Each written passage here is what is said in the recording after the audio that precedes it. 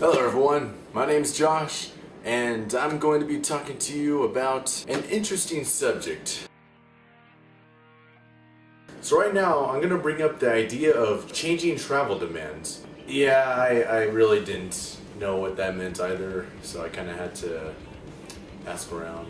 Basically, it is simplified as this. The demand for traveling is really lowered now these days. And the kind of traveling I'm talking about is having to do with like people going through their cars. So all the long trips people take with their cars and going off to different awesome places like Vegas and not coming back with their car, or that paid $300 to go to their favorite tour coming up in the summer.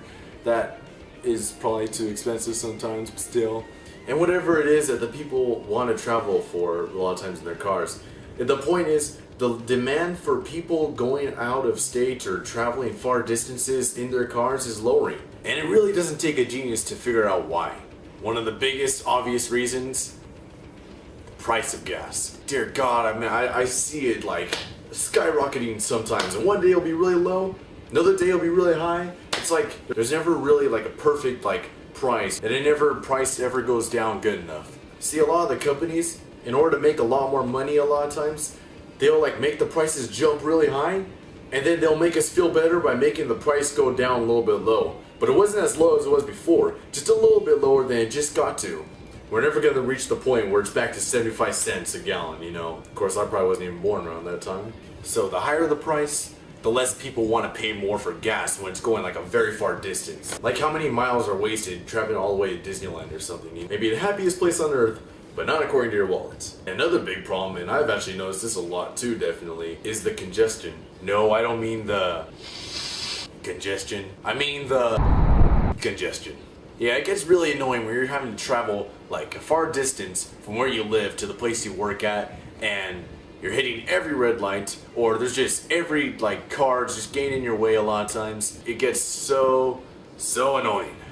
So basically, this idea of the change in travel demand is actually really important to look at. Yeah, sure, there's still a demand for cars, but to traveling far distances, people are gonna end up just finding newer ways to just move around. Like actually walking.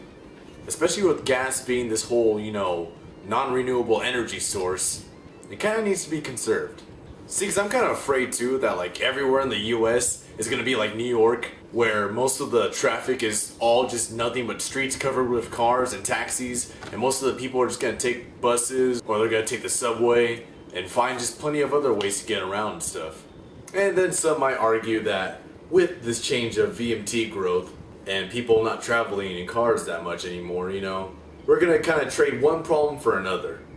Now there's going to be overcrowded people in bus stations, inadequate mobility for a lot of people, and there's still going to be a lot of environmental concerns. So the whole point of this is I just kind of wanted you all just to have a realization of something that's a big issue that a lot of people are kind of overlooking, But it's a really interesting pattern to just think about.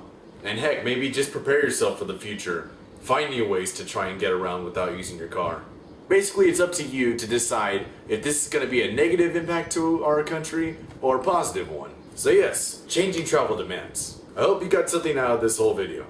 And this by no means was meant to be a totally environmental, go green kind of video. I was just trying to point out the facts. You can do the rest. Adios.